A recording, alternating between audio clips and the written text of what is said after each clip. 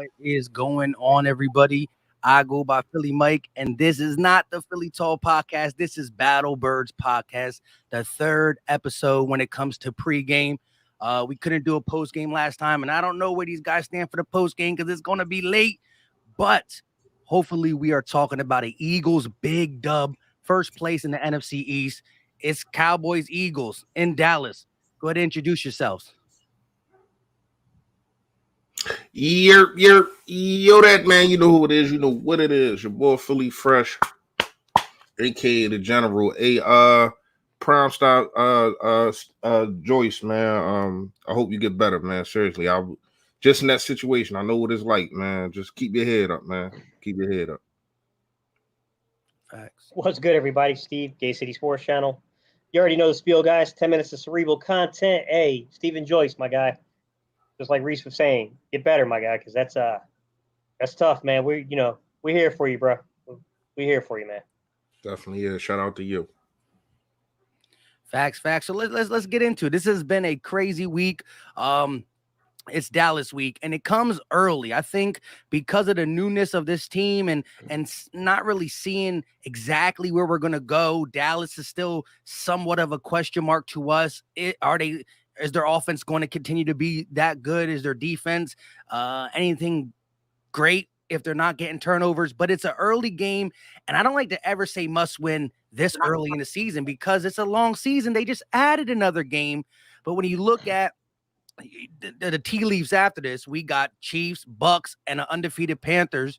And then you got the Cowboys who got the Panthers, but they're going to have their first game after losing CMC and JC Horn. They'll be able to adjust by us. Then they got the Giants, and they got a string of easy opponents. How crucial is this game to you guys? Let me know.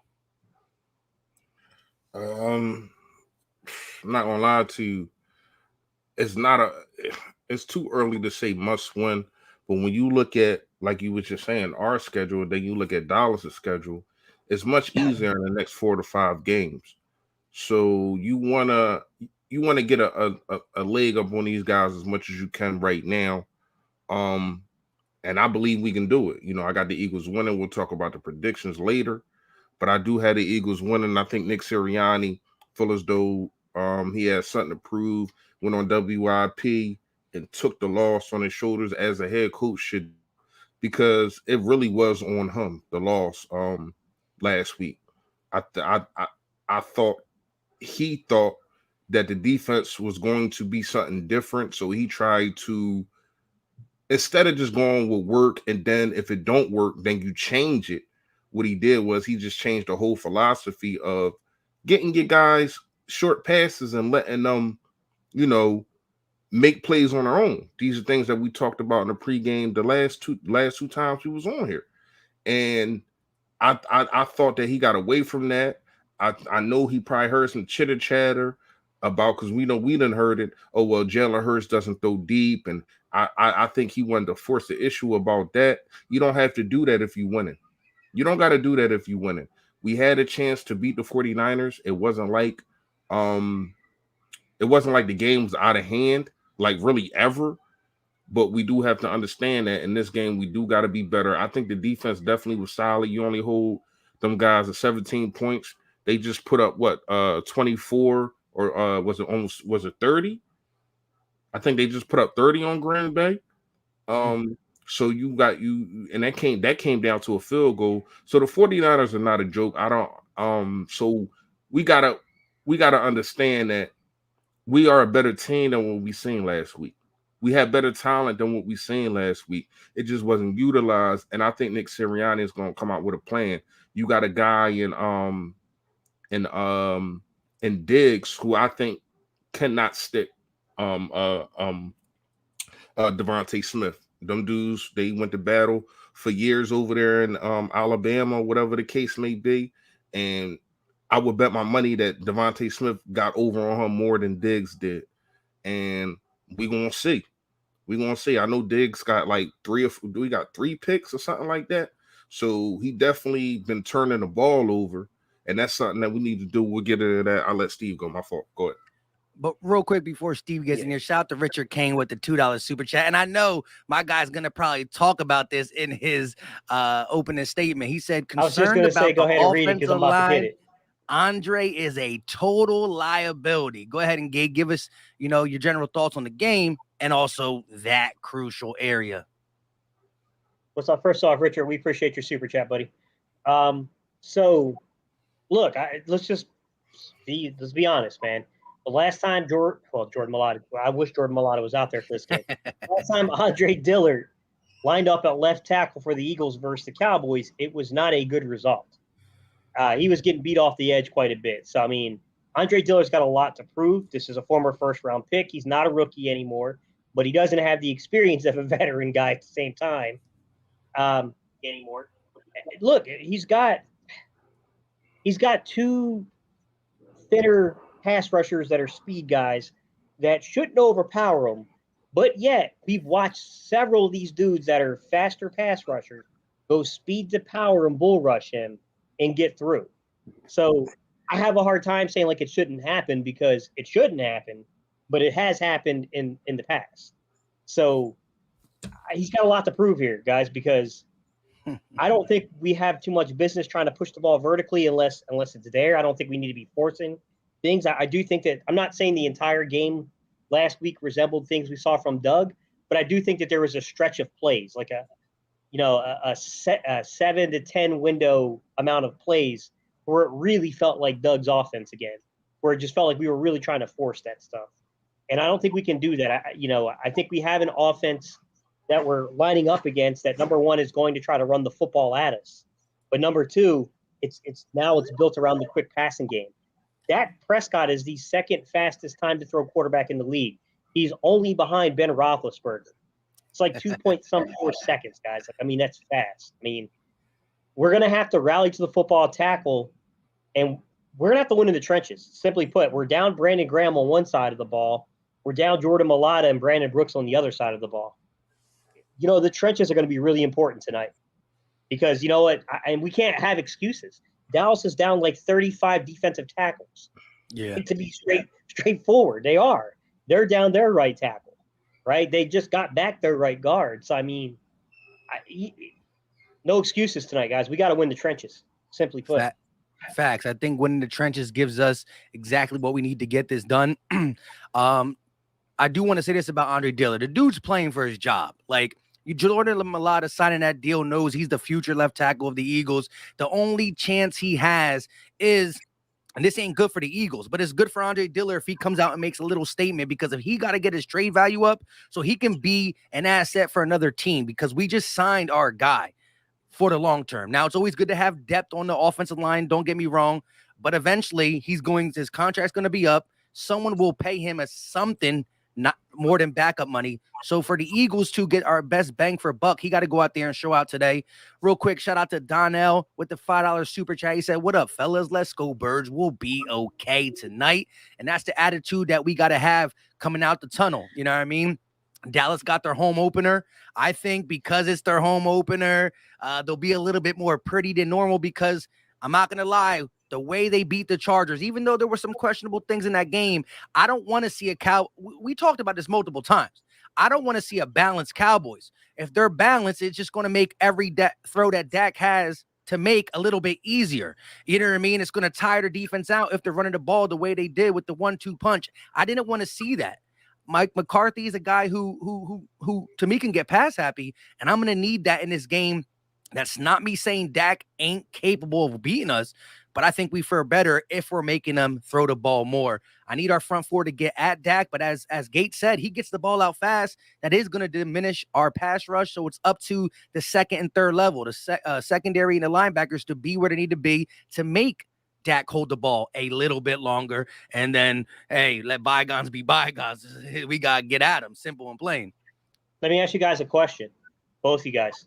So I think all three of us are in agreement that the front four, our defensive line, I trust them.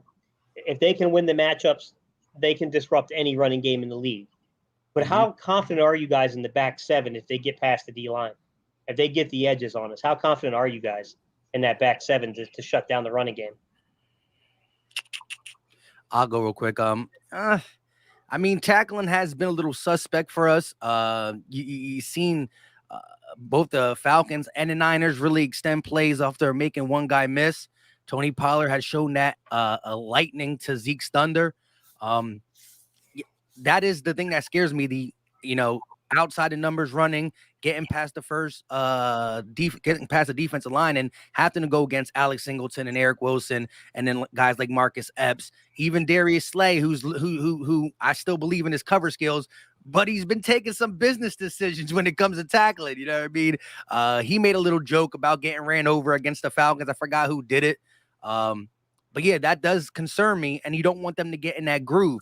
Right now, Dallas, has 31 minutes for time possession on average. It's beating us. I was looking at the third down stats. I mean, on third down, they're really good. They're 55% conversion rate. We got to get them off the field on third down. I think that's where it comes. And if we're giving them third and shorts and they have the outside and the inside, I mean, it's not going to be fun. That's why I want to keep them in them passing distance, some third and longs. You got to get them off the field. It does bode well that the Eagles get team. They only let opposing offenses convert 32%. So I think that's where the matchup starts. There's things inside. I want our offense to be able to get things going against that 26th ranked defense. But it starts really our defense controlling their offense. Yeah, I definitely agree with everything that you said. I'm gonna hit on a couple things real fast. First, I'm gonna hit on the Dillard situation. I'm not kind of glad. I'm glad that Zach Ertz got out of that COVID protocol, because we're going to need him to chip. You're gonna have to chip on Dillard's side, man. It's no secret. You know what I mean?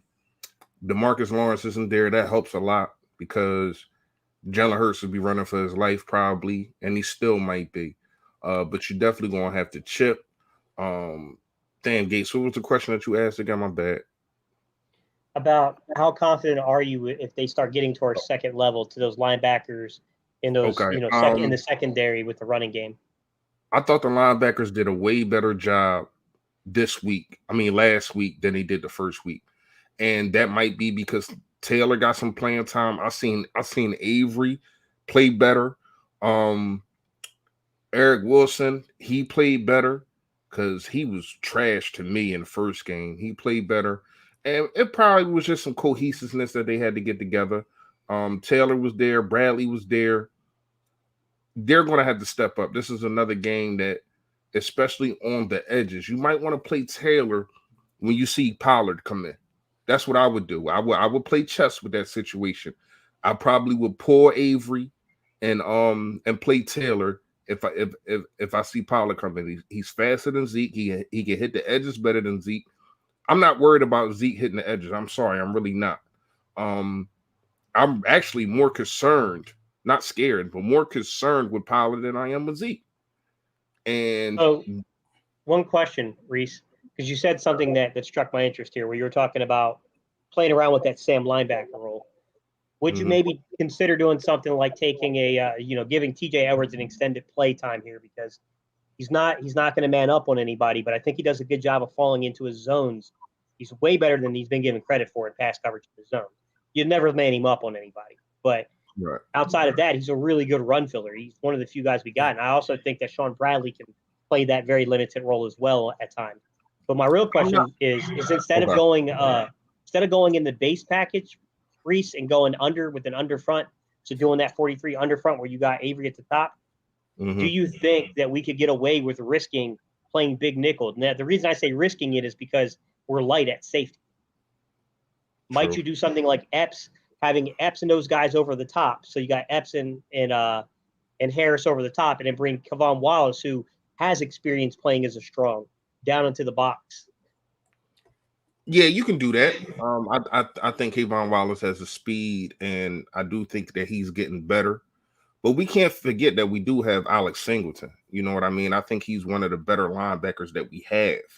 And he's a gap filler too. Like he does attack the gaps, you know what I mean?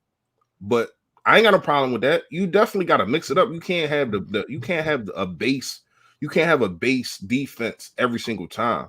You know what I mean? Even if it's working, you have to switch things up because after a while, it's going to get to the point where if they keep running the ball, and it's a close game, that base defense is going to break.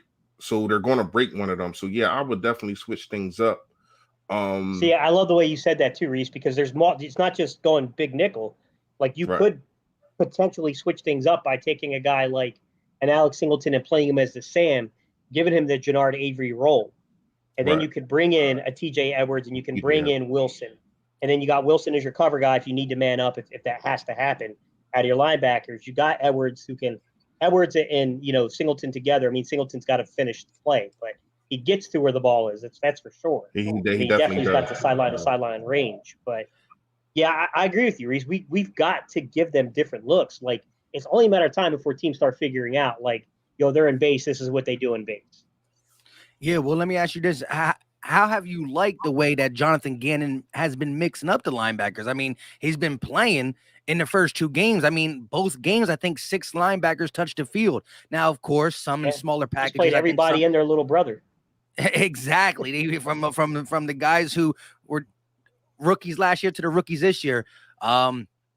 That is where I think, as he said, you got to play some chess, not checkers, and you see what's working, you see where their packages are killing us, come in and throw different looks, because you've seen from Patrick Johnson to Sean Bradley to Davion Taylor when he got back healthy to TJ Edwards, you see a mixture of linebackers, and I've never seen 6 linebackers get playing time. Now I know it's still small portions, but I mean we had the same 3 linebackers playing last year every single snap. You know what I mean? It's very interesting. Let's see how it folds. That's a good point, Mike. Is that in the role I said about Alex Singleton, Patrick Johnson is another guy if you trust it. But I mean gives you what Jannard Avery gives you, which is more of a natural pass rush ability. Those guys are not natural linebackers. They're not stand-up stack linebackers. Those are rush defensive ends or rush linebackers, basically. I mean, I agree with you, Mike. I mean, it's hard to argue with the kind of production Gannon has had, but I do fear that right now we might be getting away with a little bit of teams are just not familiar with what we are. And once there's more and more tape on us, it's going to slowly but surely start breaking a little bit, is my fear. So, I mean, I would love to see them mix in a little bit more blitzing. And I don't mean necessarily blitzing just to get to the quarterback. You can design run blitzes as well to get tackles behind the line of scrimmage. Like, I definitely felt like there were times in the San Francisco game we should have been a little more aggressive than what we were. Yeah, I definitely agree with you. I want to hit on some things that y'all was saying earlier because they was in my do's and don'ts. Dak's definitely going to get the ball out of his hands.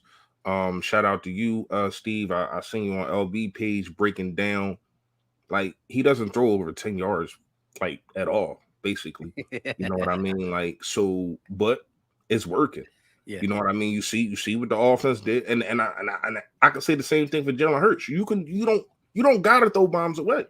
I had no problem them coming out. I would have liked to see Quez Watkins more in the Atlanta game. I had no problem with them coming out, scream, get the ball out of Jalen Hurts' hands, get him in a rhythm. Get the guy. He's still a young guy, man. Like, this is really his rookie year. People say it's not, but it is. Get him into a rhythm. You know what I mean?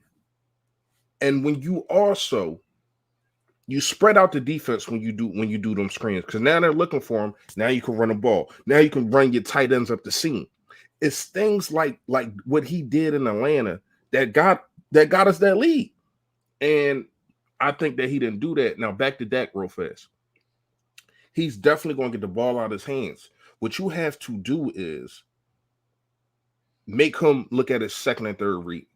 It's not even a debate on how important that is. That might be the most important thing in this game, because if he gets, you got to give the cornerbacks, the safeties, and the linebackers have to give this defensive line time to get to that, because all they're going to do is get tired. If he keeps just getting the ball out of his hands, it don't matter how good your defensive line is if the first read is there every single time. Oh, boom, boom, boom, and it's gone. And there's nothing that they can do. Ain't nobody flash out there. Nobody's that fast. And I think Jonathan Gannon definitely has to understand that. Them losing Michael Gallup, to me, that's really the only guy they could take off the top. I did see that they had some other guy look like he was fast. I think he's a rookie or something. But Gallup was the guy that took off the top. Cedric Wilson he's been the one filling in. Cedric Wilson, he's not that bad. Right. Is his number like 7 or something? What's like, I don't know. But these new numbers. No, big seven. Yeah. But Amari Cooper is banged up from what we hear. I think we already know that Darius Slay really puts the cuffs on him, locked him up, won't let him out. You know what I mean? Akon and Styles. But we gotta see what Nelson's going to do against CeeDee Lamb. Or are you going to switch them to? Just for the fact that Amari Cooper is hurt. And CeeDee Lamb is becoming their number one for real, when you really look at it. I like Amari Cooper, you know what I mean? But we do have to understand that CeeDee Lamb ain't no joke. It's a reason that we wanted to go get him. And we was salty that he's not a Philadelphia Eagle. Let's keep it tall like City Hall. But at the same time, we do have to understand that Cooper might get CeeDee Lamb might get the most targets. But third downs and the more important drives is going to be Amari Cooper. So you have to understand, and I'm not saying that you don't. I would switch it up. I would give Amari Cooper and CeeDee Lamb different looks. I would give them Nelson one time, a Slay one. I would mix it up because you never know when that one play is going to happen. And it's been 2 games. We done played what, 60 minutes? 60 minutes? Yeah. No, 120 minutes of football. Yeah, 120 minutes of football, and we have no turnovers. The only team in the league that have no turnovers. That's a problem. And it's not like this defense is bad. It's just we miss opportunities. You cannot miss these. If you have an opportunity, if you're the defense, this is the only slight I have with the defense. I think the defense has been playing good. But if you get a chance to make a play, you have to make that play. You gotta get turnovers, especially on that. Because it seems like when you get turnovers, he plays like a different type of game. You got to get into his head, pause. But you definitely have to understand that the guy that you're playing will turn the ball over. Like that will turn the ball over. He will try to fit a bowling ball in a keyhole. You know what I mean? So when he does these kind of things, you have to take advantage. Don't slap the ball down. Don't fumble. Don't bobble the ball. Make these plays, man, and then we should come out victorious. Yeah, shout out to Proud Infidel with the $5 super chat. He said O-line has to be better with the run game. Great show, guys. Yeah. Look, I think in situations last week against the Niners, we pass protect pretty well. There were some times where the offensive line did get banged up, but the way Jalen was able to move, it kind of hid some of the bad offense, not the bad offense, but when we were struggling a little bit, and credit that front four. But when you look at what the offensive line did in the run game, especially on that 3rd and short, as much as we say we want a bruiser back, and I ain't opposed to calling Jordan Howard up. We were all shocked when he didn't make the team after hearing reports he's doing good at camp. You see Boston Scott not even getting a snap, so you definitely could use it. But that interior push, I saw Miles, I saw Gainwell, I saw a lot of running backs get contacted by a defensive lineman 2-3 yards behind the line of scrimmage. And so that's going to be a tall task for any running back. Now, again, the Cowboys offensive D-line is nowhere near the Niners D-line, regardless. But that has been really our killer. I mean, yeah, he got cute with the Philly not so special. And I know people keep telling me it's not the Philly special. It looked enough like it. I don't care. But that was one thing, but the main thing was the 3rd and shorts. We could not convert on them, and we left a lot on the table from not being able to convert. And so, you got a guy like Jalen Hurts. You got an offensive line who, again, was getting beat up with the initial push, so maybe that wouldn't work anyways. But when you see Jimmy G sneaking, you got to consider that for the simple fact, just the physical power that Jalen Hurts has. It's, definitely top 5 strongest quarterbacks, and that all goes, especially if he's smart enough to find a crease. It's not necessarily you got to get the initial push. The initial push is one thing. Let Jalen Hurts find it when it's a yard. We just got to convert on 3rd and short. What is your take? Can I ask you a question real fast? Mm-hmm. So, because you made me think of this, and I did make a video about this. So when we talk about the I call it the stupid, the fake Philly or whatever you want to call it, right? Philly not so special. Yeah. So, like special ed, that's what it was. But when you look at this situation, Greg Ward has not played in 2 games. You bring him in, they know what's they like Kyle Shanahan, not no dummy. He know you're throwing the football. He know Greg Ward is throwing the football. If you would have brought him in 1st down, 2nd down, all right, cool. You bring him in 4th down, it's do or die. It's do or die. So that's really not my question. My question to y'all is, Greg Ward hasn't played, right? Boston Scott hasn't played. JJ Arthur-Whiteside played 1 play last week, and that was the 2-point conversion. 1 play. So you got 3 guys on the roster that does not play and didn't contribute. You think we could have used Jordan Howard last week? It's time to bring this man up. These 3rd and 1s, these goal line stands, these 4th and 1s, and all that kind of stuff that you want to keep going for. Get your power back in there. It's time. You cannot keep letting Jordan Howard sit on the practice squad, and you got these 3 guys that I just named getting no time, not doing nothing at all. What are they there for? What are they there for if you're not on a number 1? If you using them, special teams, different. That's something different. That's something different. They there to give people water and hold jock straps. Like, come on, y'all gotta like Nick Sirianni got to stop with this, man. I don't know. I don't know if it's Nick. I don't know if it's Howie Roseman. I don't know. But I have a problem with the fact that those 3 guys do nothing for the team. And yet still you got a guy who can contribute, even if you just bring him in for power packages. You have to use Jordan Howard, man. He's on the practice squad. You need to be on the active roster tonight. How y'all feel about that? Real quick, though, shout out to Texas Eagle with the $5 super chat. He said, we're going to need 2 turnovers plus either a touchdown or defensive special team, in my opinion. Yeah, it would be nice to get a spark in that in that category, whether it's a defensive play that really shuts down Jerry Land and sparks up Jalen Hurts and these guys, or Jalen Reagor, Quez Watkins. Let's get one of them 3 returns. There's nothing better to see. All right, the Eagles get the opening kick. I always like deferring because I always want that ball back at halftime. I love to try to score before half and get the ball back. I play Madden, not on PS5 because I can't find one still. But anyways, open kickoff, Quez Watkins returns it for a touchdown. We shut down that crowd early. That's a quick punch in the mouth, and we got the guys who are explosive enough to do it. I would love to get some contribution from special teams. Yeah, that's cool, but you ain't answer my question.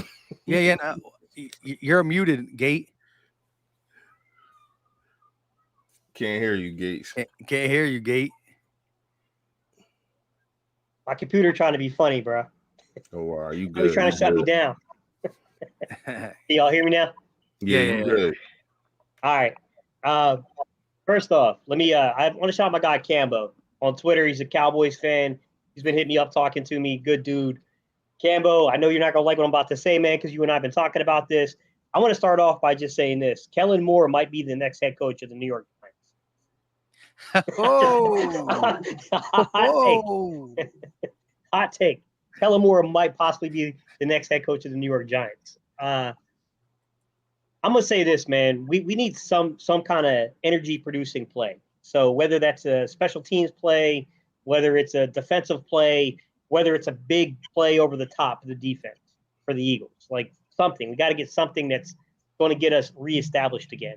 Someone earlier on asked a question about whether or not we might have been forcing things with Devonta Smith and Jalen Hurts. That's a tough one, right? Because there are things that you try to do to get a guy involved in the offense. But I do think Devonta Smith is the type of player you really don't need to do that with. I think they were just misusing him last week, to be honest. I think Devonta Smith, if you don't have certain guys out on the field, he kind of has to be your possession guy. He has to be your tough contested guy. He's the dude that has a 77, 78-inch wingspan.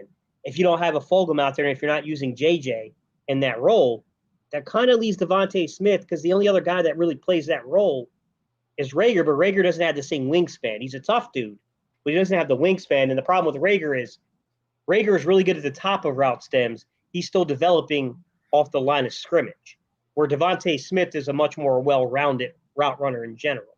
He releases well, so he can create that initial separation, which is why, even though he's slight of frame, he can use that wingspan in those, those zone areas, those things we used to use Alshon for. He can give you those in very small windows. I'm not saying you do that 90% of the game, guys. You get him hurt that way.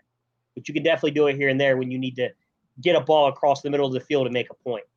I don't know. Did they activate Fulgham for this game, guys? Do you guys know that? Did they call him up?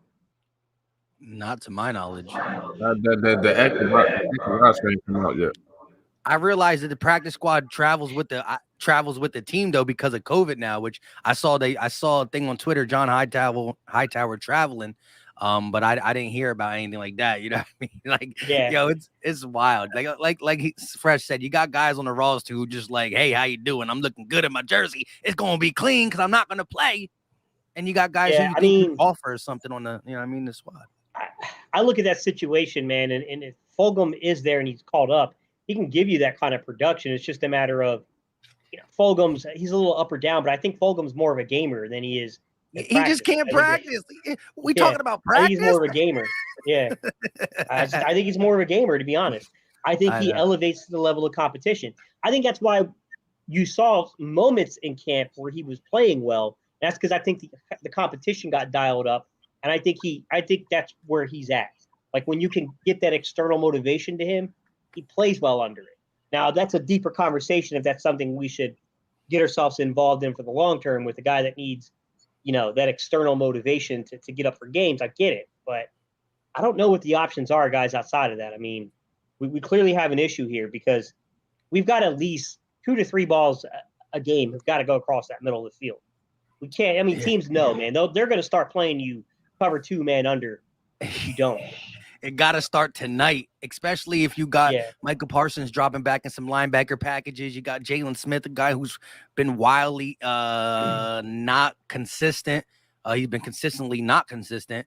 You definitely got to start taking advantage of that middle tonight. Now, I like Nick Sirianni coming out and saying that it was him. This is the game plan he wanted to call against San Fran, whether that's covering up for if he believes Jalen can do it or not, but you got to do it. So far, he's been perfect. No turnovers for Jalen. I respect that, but I got to see the ball fly this game. He ain't throw a pick last week? I thought he threw a pick last week. Nah. On like 4th down or something. I'm tripping? Tripping. Okay. Tripping. He's like, damn, you saw our Eagles quarterbacks throwing picks. You started No, that has nothing to do with it. Not Jalen Hurts. We talking about number 2. You know what I mean? I know exactly what you're talking about. You always taking shots at him for no reason. I don't know why, but he's not here. Oh my God, not here no more. I'm just saying. I know. I seen your tweet last night. I finally watched him. I seen your tweet last night. First of all, his defense is horrible. I know, but bad. He missed Pittman. Why he missed Pittman in the end zone? Like you got to hit him. One play. Everybody misses somebody. Jalen Hurts missed one too. Everybody misses somebody. But listen, all right, go ahead. Yeah, let's not because we're not going to do that. I mean, there was multiple. Anyways, all I know is the man was supposed to miss the game. And it looked like he might give us that 1st round pick. That's all I'm worried about. Shout out to him. Let's talk about these boys, these Cowboys. Hey, real quick, shout out to everybody in the chat though, because we do got 300 plus watching, 315 through 3 channels. Again, we are live on 3 different channels: Philly Talk Podcast, Philly Fresh, and Gate City Sports Channel. So make sure you go ahead and hop around, throw some likes out. The likes are free. It's easy. Doesn't cost a thing, and it really does help out the content. Yeah, definitely check everybody out. So if I had to ask you guys, if this happens, the Eagles will win. What is that? It don't got to be like one play. Like if this thing dominates, if the Eagles do this right, if I'd ask you guys, Eagles doing this will get them to win. What is that thing they got to do in this game? It could be a general statement or just one big one. That's tough. I'll go first, but What? that's a tough one, Mike, because to begin with, I know we have a somewhat defensive identity. I have no clue what our offensive identity is right now, man. I couldn't even begin to tell you what that is right this second because of just how drastically different game one and game two were. Um, you got 1 week, Jalen Hurts is basically he's got the lowest intended air yards in the league, and the next week he's got the highest. Like, I mean, it's crazy, man. Like the disparity between what we saw from these offenses. But I think in short, it's we gotta rally to the football and we gotta tackle well. We've got to stop Dallas from just running the football at will because we're ranked 19th against the run right now. That's got to change. That's got to change starting tonight. And then in addition to that, guys, I do think that they're going to take a couple shots deep on us. I think if we defend that first or second shot, they'll go away from it. If they hit one of those first couple shots, they're going to try to keep coming back to it. So I think if you could take away that early deep ball, those early deep attempts, they'll probably fall more to that offensive rhythm that you see with the underneath stuff. And Dak's pretty good at the intermediate stuff. Dak on those, those long dig routes, those longer slant routes that are in between 10 and 15 yards. He's pretty good at throwing that. So, in my opinion, that's where Slay and Nelson have to really man up and stop Cooper and CeeDee Lamb from just operating at will at those routes. And that to me, that's a big key there. Offensively, tight ends, running backs got to be used in this offense, man. Just there's got to be more diversity to what we're doing. It can't just be try to roll Jalen, try to create enough timing for him to get the ball and try to push it 20 plus yards. In a span of 10 plays, you do that 4 or 5 times. It's ridiculous. You can't do that. First off, if you're not running the football, no one's falling for play action. I don't know why these coaches continue to do that crap, but they do. It's not. It wasn't just Doug. That's a weird tendency they do. It's like they forget as they create the game plan. They forget that like you have to run the ball to actually sell play action. Linebackers don't move. Linebackers stay exactly what they need to be. Yeah, and I get sometimes they do that in the red zone because they feel like even if you're not running the ball a lot in the red zone, it seems like it would be a high percentage play that you might run. So maybe you could trick the defense into buying for the high percentage run. But I just think that the Eagles' history, even though Nick Sirianni has nothing to do with what happened before he got here, Eagles' history is that we don't do that. You know what I mean? Like, so I don't know that teams are really falling for that stuff in the red zone as much anymore. Got to see something, man. I expect Miles Sanders to have a big game. I think if Miles doesn't have any kind of real production in this game, I think if Goddard and Ertz are disappearing, then we're really dependent upon Rager and Smith and Quez, and that's probably not where we want to be. I think those guys should be part of the offense. I think those are your splash play guys, but you got to do the little things that move the ball too. You got to do the little things that keep the defense honest. And, let's not fall in love with the crazy stuff. Let's keep the defense honest. Let's do the things that move the chains and then take our chances. And then maybe you hit a Devonta Smith on a big play. Maybe you hit a Rager on a big play. And hey, Rager, be mindful where the sideline is, my guy. Hey, before Fresh goes, mine's gonna be quick. I got like a little 2-piece. My main thing is we gotta win the turnover battle. Simple. Now, again, it could be a 0-0 or 0-1. I mean, it is what it is. But if you win the turnover battle, I think we win. For the simple fact that how has the Cowboys defense looked any type of formidable is because they were taking the ball away. They took the ball away a lot against Tampa. They took the ball away a lot against the Chargers. Now, again, I don't want to take none of the a win is a win, regardless of how we feel about the refs and all that in the Chargers game. They went in LA and they got the dub. But a couple touchdowns called back and a couple giveaways from Justin Herbert. Their defense earned it. Shout out to them. But I haven't seen their defense do what you'd want a defense to do in a 3-and-out situation on a just stopping the team and making them kick the ball away, punt the ball away. So if we win the turnover battle, the defense that has been looking good without turning the ball over gets a little extra jolt, and the defense that only can stop teams by taking the ball over, you kill 2 birds, 1 stone by winning the turnover battle this game. And the biggest thing is just get Dak Prescott and the Cowboys off the field on 3rd down, gives the ball back to our offense. And, I think the offense is going to get going. I do think you'll see something in the middle. So my main thing is winning on 3rd down and win the turnover battle. Go ahead, Fresh. Trenches. Got to win in the trenches. That's what this team is built upon. I do understand we got 2 linemen out. I think Dickerson actually played well when he did play. When I looked at the game again, I thought he did a good job. We know about the Andre Dillard situation. So you might have to roll. You might have to roll Jalen Hurts out some if he's getting abused. I'm going to give him a chance. I'm going to chip block. I'm going to do all that. But if he's getting abused, you're going to have to not only because I'm not sure how long he's supposed to be out. Malata. I know Brooks supposed to be out like 8 weeks. So we know what the offensive line is supposed to represent. They got to do their job.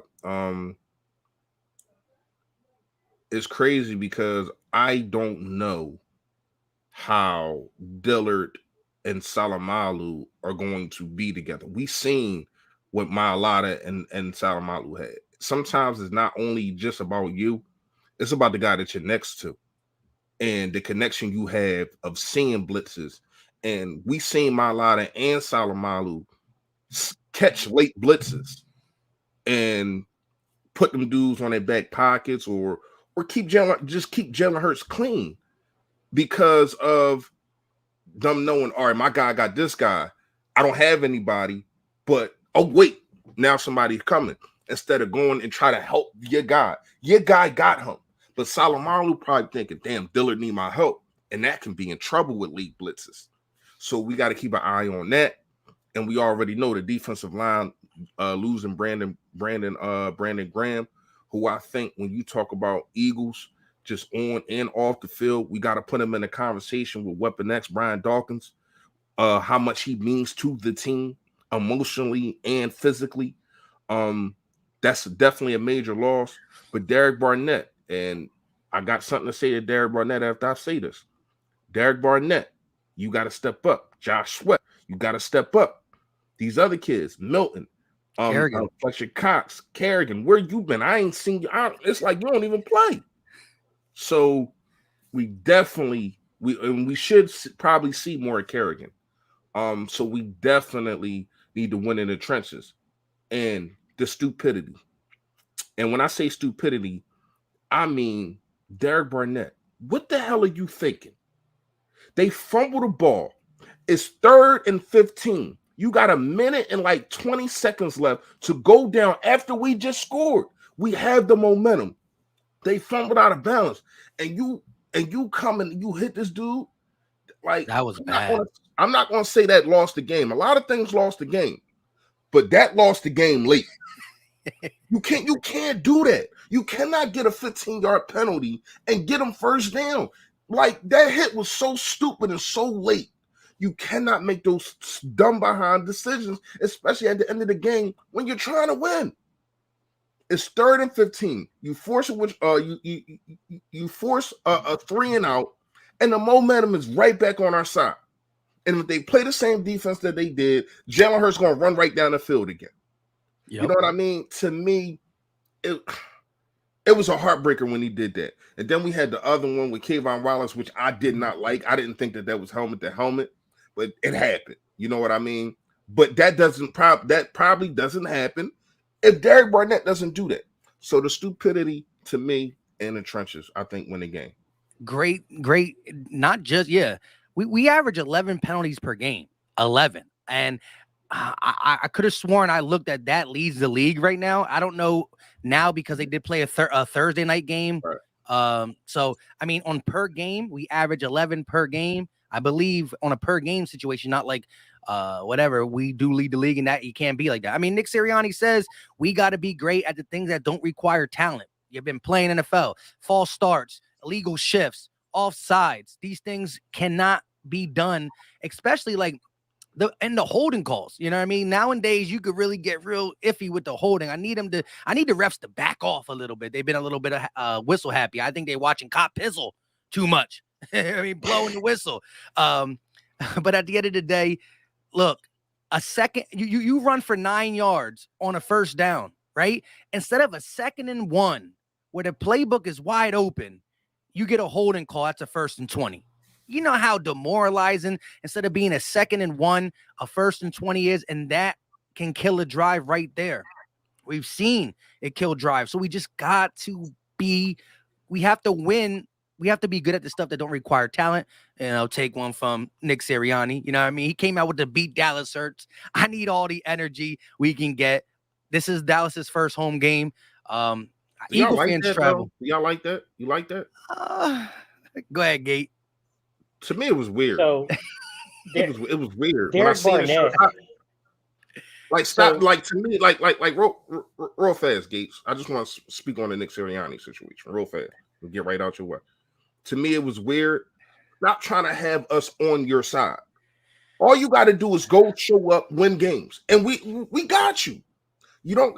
To me, it's like he's doing the extra stuff. He's like when he goes on WIP and they're asking him why Jalen Hurts isn't throwing down the field. You come the next game, he throws down. Like, you don't have to please no freaking body. You don't got to. Show up, do your job, do what's working, and to me, I get it. I understand Dallas Week, but to me, like, you don't really know what Dallas Week is. Not yet. You didn't experience it yet. So to me, like, stop trying to please us. Like, just do your job. Go ahead, man. I don't know how y'all feel about that. That's so, Derek Barnett, the thing I want to talk is Derek Barnett, because he's on a 5th-year extension. Okay, now he did restructure it to, he's still getting paid the same. Basically, all he did is he put some of his money and then basically converted it into a signing bonus and then gave the Eagles the opportunity to split it up over so many years. So he got paid the same. It's just the Eagles were able to break it up over 2 or 3 years, so that way they can account for cap purposes. But Derek Barnett, we're looking at a situation where we're going to have multiple first-round picks. We're going to have multiple, say, top 50 picks, basically. And, if Derek Barnett can't come out here, now that you got Brandon Graham out for the season, and he can't be the disruptive force, he can't be a guy that looks like he could be a double-digit sack guy in the NFL, to me, he's a sitting duck then there's no point to this, because that means we need to be spending one of those. We need to really be targeting a pass rusher that can make a difference. That's where I'm getting to in the draft. If Derek Barnett cannot show that he has the ability to do that, and that's minus the concerns we already have about him keeping his composure and not doing stupid, like Reese was saying, like committing penalties that, it wasn't like we were losing by 30 points. Like it was just a foolish penalty to commit, given the circumstance of the game. I would have bet.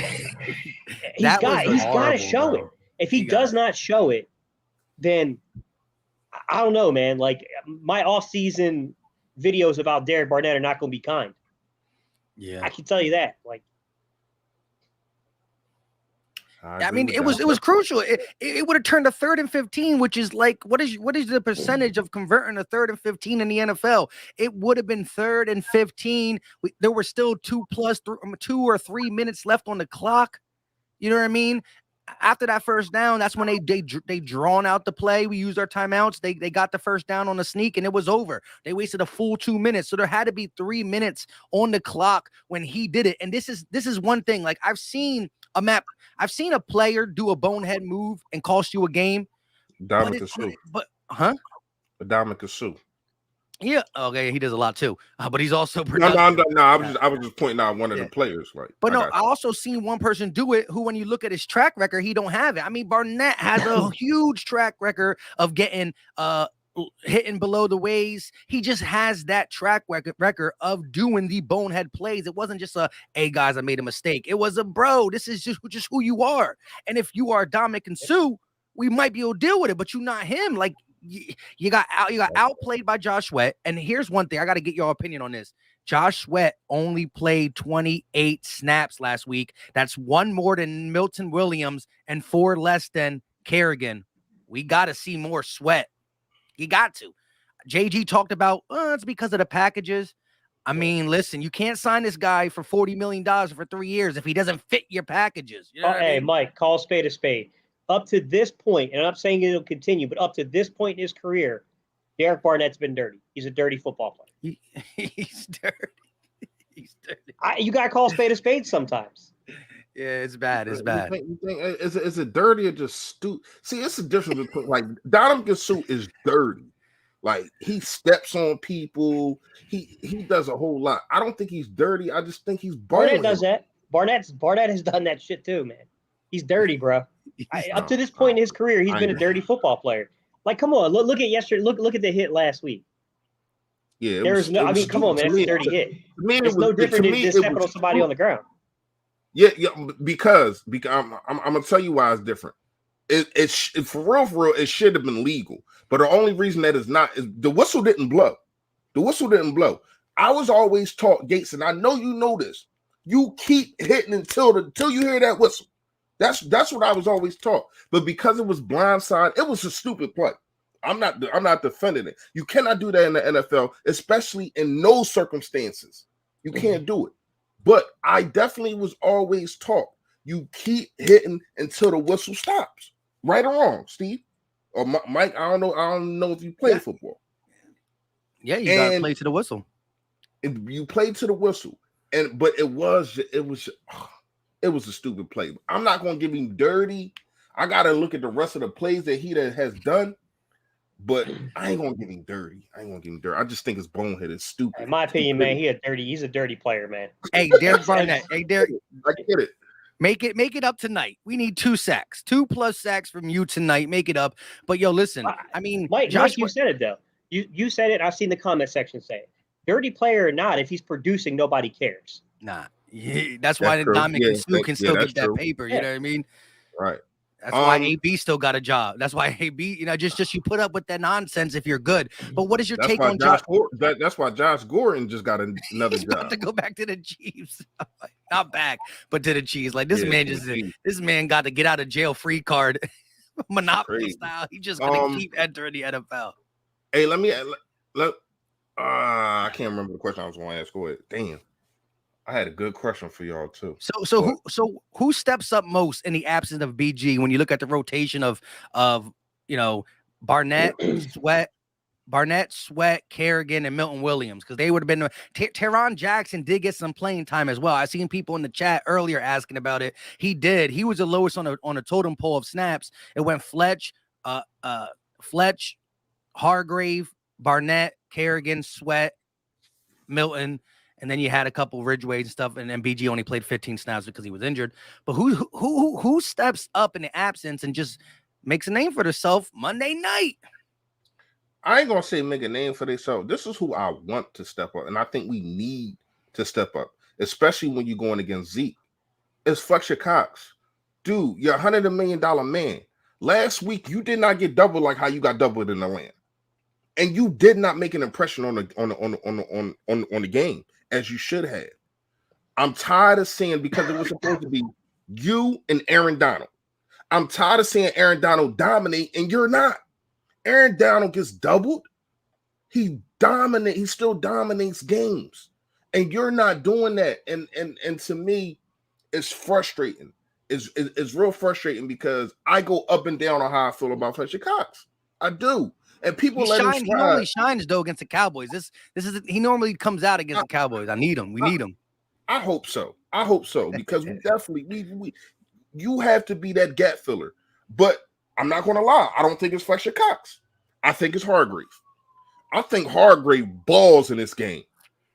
But I don't want to keep every time I shout somebody out, they get hurt. I don't want to keep shouting people out and they getting hurt. So But I am going to go with Hargrave. I think Hargrave dominates, man. Seriously, I think he dominates. Go ahead, Steve. Defensively, is that what you're asking for, Mike? You want defense right just now? like, especially with the big loss, our defense has been the most talked I thought about we were just saying subject. defensive line. We picking our players? No, defensive line. Like who's gonna really step up in the absence of BG? That was the question. Oh, okay, yeah. That's what I. Boy, that's a tough one. Look, it's got to be Derek Barnett, man. It has to be Derek Barnett, dude. You're on a 5th-year option. You just got paid $10 million. You just committed a penalty that I'm not going to say it lost us the game, but it put us in a pretty big predicament. Like, bro, you got to step up, my guy. I mean, like, I'll say Kerrigan's probably a little bit more similar to Graham than Derek Barnett is. Milton Williams is probably a younger version that's still a little bit raw, but probably a little better inside that. He's got some stuff to do here, but he's a similar player too. But Derek Barnett's got to be the guy. He's a 1st-round pick. He's on a 5th-year option.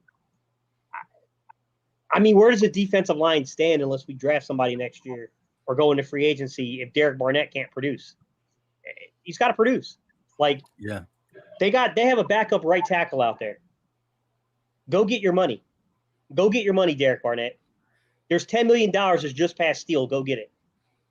Exactly. And again, he's on his last year of his contract, the 5th-year contract. And so even if we don't re-sign him, he's definitely interviewing across the league to get a job. You know what I mean? He just watched Josh Sweat, outshine him last year in limited role and get the bag. It was a nicely worked out contract. I mean, it's not that nice if he's only playing 28% or 28 snaps. I need to play higher snaps. But I agree. I think you're going to need a combination of Kerrigan, Barnett, and Sweat to just fill in the shoes of a BG because he does so much more. His presence in the run game is where I think we're going to feel it the most. You know what I mean? I like his edge. You saw in the Atlanta game, they were kind of bullying us until BG said nope and hit him with a nice 4-yard loss, a TFL. And then we kind of started changing the script for the Falcons when they got into the red zone. But we coming up on 56 minutes. We're going to be getting off here in about 10 minutes. Listen, this is a big game. Hey, real fast. Let me ask y'all this before. I know we're about to get into like what we get into at the end. How do y'all feel about our tight ends only getting 4 targets? That has to change. Big time. It'd be 4 targets each per game. Huh? No. 4 targets each per game. They got 4 targets. Both of them got 4 targets. That's what I'm saying. Right. I'm saying it needs to be 4 targets each player per game. Yeah. At least 8 targets a game. Ritter would have felt was open against the 49ers. Yeah. The seams was open against the 49ers. You gotta utilize your tight ends. You have one of the best, probably top 5 tight end tandems in the league. You do. Yeah. Use them guys, man. That's facts. Well, see, and I think I'll give you my perspective without seeing all 22 yet, but just judging from the flow of the first 2 games. It looks like to me as if early in game, and especially early and down early in game, like first half, there's a lot of RPO-based offense, which leads to a lot of those wide receiver tunnel screen stuff like that. Although that went kind of missing, we should have used that a little bit more, but it may have been that Jalen decided to hand off instead of attack the perimeter out there. I think that's part of what's going on, but I also think that they have him on what's called a half-field read, which, by the way, I heard a commentator say this and he's dead wrong. Drew Brees, his entire career, ran a half-field. He was a half-field read guy his entire career. He was pretty good at it. But I think what Nick has to do, he's got to be better at designing the half-field read. He's got to be better at scripting offense. And you can't go away from the middle of the field to the extent he went away from it. I just think it got away from him. I think it got away from him last week. I think he's got to reel that back in. I think Nick's a smart guy. I think he's going to get it under control. But it clearly got away from him from a design standpoint last week. The design was not good. Yeah. Nick Sirianni. Nick Sirianni. It's not even a discussion. It should have been more plays where it was the number 1 read. You can blame. If you're trying to say you're trying to blame Jalen Hurts, you can blame. But this dude Gio, whoever he is, I guess he a Dallas fan or whatever. Yeah. Like name 5 teams that have a better tight end tandem than Dallas Goedert and Zach Ertz. Don't worry, I'll wait because you can't. You can't. Yeah, So that's top impossible. 5. Yeah, that's not. Yeah, definitely. I mean, you got a guy who's been a top 5 tight end his whole career, just coming off an injury and whatnot. You know, he's been like a top 3 or 4 if you really want to get into it, just number wise. And I mean, he broke the record for most receptions by a tight end. You know, he's good. Now he's healthy, so he's going to get more. He still can play. If he's on any other team as a starting tight end, he's putting up fantasy numbers. And you got Dallas Goedert, who, oh, by the way, while sharing the ball, his last healthy year was top 10. The last time both Zach Ertz and Dallas Goedert were healthy, they were both top 10. Zach Ertz was 4, and Goddard was like 8. That's sharing. The people that Goddard was in front of were their sole tight end. You know what I mean? It's just foolish to not talk about our tight ends. You know what I mean? Right. Let me ask you a question in the chat as well. Nick Sirianni talks a lot about the dog mentality, having that dog in you, right? Let me ask just an obvious question. Given the beating he took in San Francisco, right? He got out-coached. Does he have the dog in him? Will we see that dog tonight? Will he come out ready to fight tonight as a coach? Who let the dogs out? I mean, who let the dogs out? We need that tonight. I mean, you wearing a shirt, and it backfired on his last year. Remember Doug Peterson? Guaranteed to win against Dallas. Backfired. We lost like 37-17, and you guaranteed to win. You can't, to me, and that's another thing about the shirt. You can't get them post-board material. They probably have a picture of you in the locker room with that shirt on. You can't get these guys bulletin material, man. Like, I get it. If you've been here for years and it's been a battle and yada yada yada, and you know, I would have liked you to, if you're gonna do that, I'd like you to wear a Ray Rose shirt. You know what I mean? Like, I don't know, man. Yeah, I hear you. Hey, shout out to Seth though with the $2 super chat, channel member in the building. He said, "What up, BBP Firestream? I'm worried about Dillard." We definitely talked about it, but real quick, you know, my motto is this: Dillard has an opportunity. For him, it's probably his last chance. For us as Eagle fans, we want to see Mulata, but we signed Mulata to the big deal. He's our future left tackle. If Dillard wants to have a job anywhere else, it starts tonight. I'm not as down on Dillard, but I'm still worried just because of the bull rush. Yeah. But if there's any D line that you can, I mean, Gregory's back, I believe, for the Cowboys, right? He's decent. He's not bad. You know what I mean? Micah Parsons was lined up mainly on the right side, so mainly Lane Johnson. Who knows what they'll do? They do move him around a lot, but Dillard is not no one you want to put all your eggs in the basket on. But what he's playing for is much bigger, and he has no choice but to come out and produce. We could have worse. We could have Jason Peters out there. So I mean, I don't really know. But that's the question I wanted to ask you. Did y'all think that and this could have changed the whole situation on the game to me. I know you talked about Jalen Reagor stepping out. I thought Quez Watkins got horse collar. I'm not even gonna lie to you. Like when I looked at the play, the dude grabbed him from the back of the jersey and pulled him down. You know what I mean? Now we did wind up getting there anyway, but with that momentum and being right there at we would have been at the 1 yard line. It's a lot of games is just not skill players, it's momentum, and you already know if you get what I'm saying. Like it's team working together because a good play just happened and they're happy and they feel and you know your spirits is high. You know what I mean? Like when I used to play basketball, I always played in brand new sneakers because I felt better. That was just me personally. You feel better when things like that happen. You feel right, and maybe I don't know. Maybe things could have changed. I don't know. I'm just talking because I'm real sorry about that loss. And we gotta come out. We gotta come out and beat Dallas, man. You gotta beat this team. You don't want to fall 1-2. They're 2-1 with the schedule that they have and the schedule that we have. Exactly. To me, you Because gotta low win the low key, 3 teams that we kind of I wouldn't say we all called them soft, but when we saw some of the hard ones on the schedule, we took Carolina a lot later, we took the Broncos a lot later, and we took the Raiders a lot later, right? So by taking them a lot later, they came out and all went 3-0. Yeah. So there's some the actives and inactives came out, guys. So It did. inactives, not a whole lot of surprises, guys. Guard Jack Anderson is inactive. We just traded for him recently, or signed him off of the practice squad recently. So a Buffalo, not a surprise there. Jordan Mailata because of injury, we know. McLeod because of injury, we know. Minshew hasn't been active at all, I don't believe, this season. Davion Taylor is inactive. But there is a few interesting things. Sua Peta has been called up from the practice squad. Mac McCain is active for the first time. And running back Boston Scott, who was questionable, is active tonight. Well, there you go. What about Jordan Howard? Nah, They go on Boston Scott, I guess. Once again, but well, and he's coming off an injury. And I don't know what Jordan Howard is doing. Richard Kane, I appreciate you, bro, because you alerted me to go look. I don't know what Jordan Howard is doing in practice, but it must not be nothing. Because to me, how do you take an injured Boston Scott that don't touch the field anyway?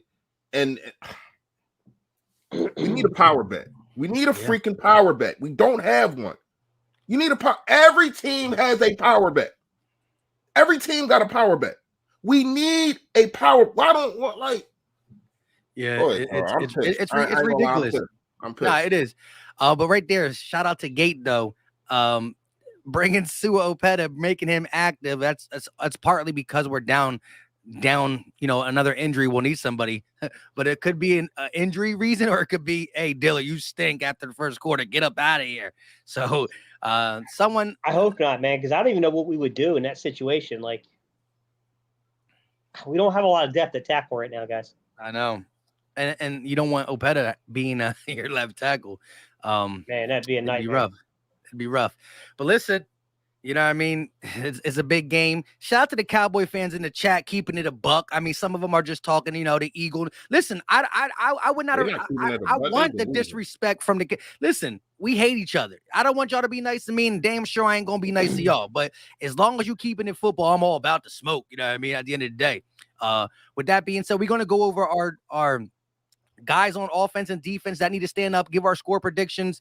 I haven't put up my link yet because I've been slacking all day. I just got here for the BBP, but I still am going live for the game. So I will be doing the live play-by-play. It's not up on YouTube. I'll do that once we get up off here.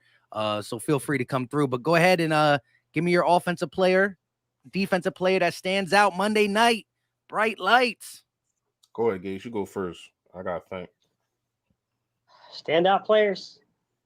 Look, it better be Derek Barnett, bro. I don't say Derek Barnett's name like 15 times in his live stream. Yeah, I need something from Derek Barnett that's not a penalty.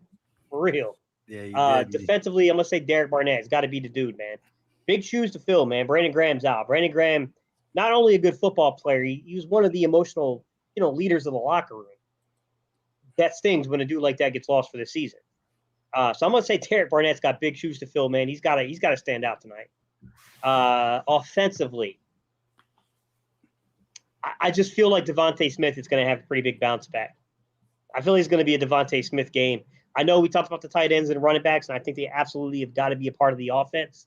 I'm not disagreeing with that at all, but I feel like this is going to be a high volume game for Devonta Smith. I think they're going to utilize him a little differently. I think they're going to work him into zones. But I will say this, Dallas plays more man than what we're used to seeing. They go a little bit more man coverage than what we've seen the first couple of weeks. So I will say Atlanta ran us a little bit on man.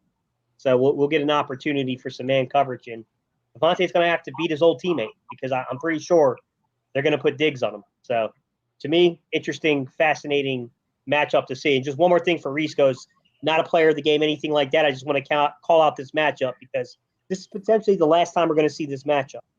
Fletcher Cox. And can you guys hear where I'm going here? Martin.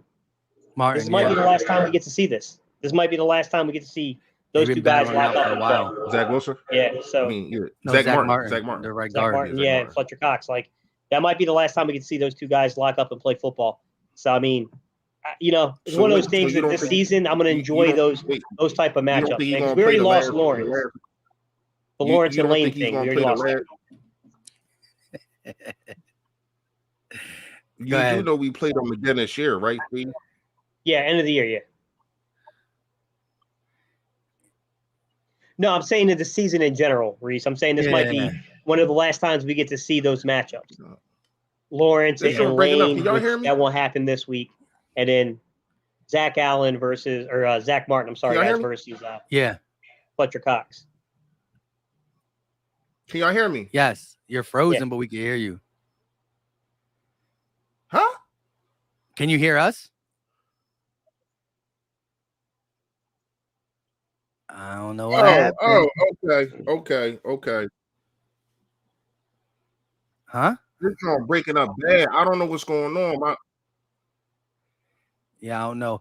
Real quick though, shout out to everybody in the chat. We got 497 people in the chat. When you look at 3 channels we are live on, we are live on the Philly Talk podcast. That's mine. Philly Fresh, his channel, who's having some technical difficulties. Hopefully the Eagles don't have none of them. And we are live on Gate City Sports Channel, wherever you're watching it. So if it doesn't say 497 in your chat, I'm not lying. We got it on 3 channels. So definitely go out and check out the other content creators. But wherever you're watching it right now, please hit that like button. It's free. It's easy. Don't cost a thing. Philly 52. It's Eagles Cowboys when he's back in action. He said Sweat better have the most snaps tonight. Go Birds. I agree. He got to be up there. He can't be behind everybody. You just paid him. Go let him earn that contract. But yeah, we need to play Derek Barnett, not because we love him, but because we're forced to. We got to play him. And I ain't never hear Gate City call out a player as many times he did Derek Barnett this game. That has to be the guy who steps up on the defense. I'm gonna go offensively. My guy who got to step up. I'm gonna go Miles Sanders. I haven't seen that big hitter, that home run hit from Miles Sanders. I want to see that tonight, big time. You went Devonta Smith, right? Yeah. And then on defense, I gotta see my guy, big play Slay. I keep calling him right now. I just read his back of his jersey. It's Slay Jr. He needs to be big play Slay. I need to see it. 2 turnovers. I called it in my preview. Zeke's gonna fumble and Dak's gonna throw a pick. If that happens, come holla at your boy. I want to wait for Fresh to get on here, but I'm trying to go live for the game. I gotta set my TV up. I gotta set the stream up. And he's back. Yo.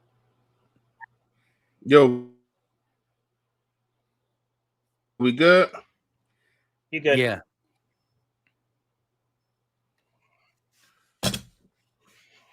We good? Yeah, kinda. I don't know what's going on with my Wi-Fi. Did you go, Mike? Yeah. I said Sanders and big play Right, Slay. go ahead. No, I did. Sanders and Slay. So if you want to just say your tune, and we'll just give score predictions as we get up out of here. Well, You didn't hear? I said Sanders. I can hear myself breaking up on yours.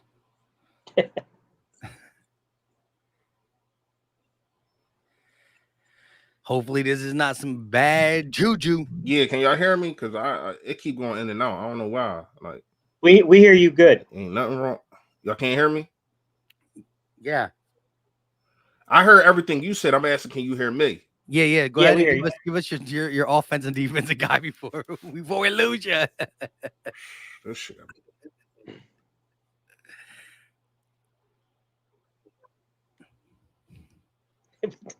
Mike, you jinxed them, bro. You jinxed them. Let's go score predictions and we'll get him back. All right, yeah, I'm gonna go to score. I rocked all through my preview video, and shout out to everybody who guessed how many yards Dallas Goedert. The guy never hit me back who won the Jalen Hurts thing, so it might be $75 for the winner of the Dallas Goedert's receiving yards. Can't do it no more. The time's cut off. That being said, 27-23, Eagles get the W in Dallas.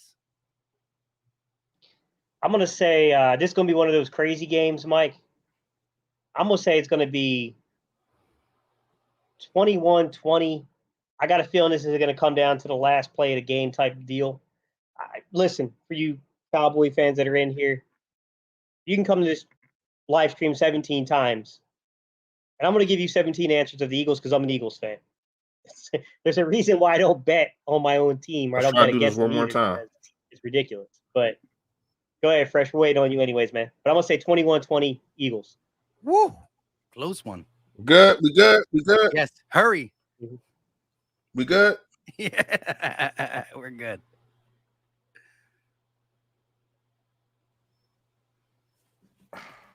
All right. I got Steven Nelson. I think he gets our first pick of the game, of the season, not the game. On defense, I got Steven Nelson, and I got on offense, I'm gonna say I think Dallas Goedert breaks out. I think he gets like 6 to 8 targets, scores a touchdown.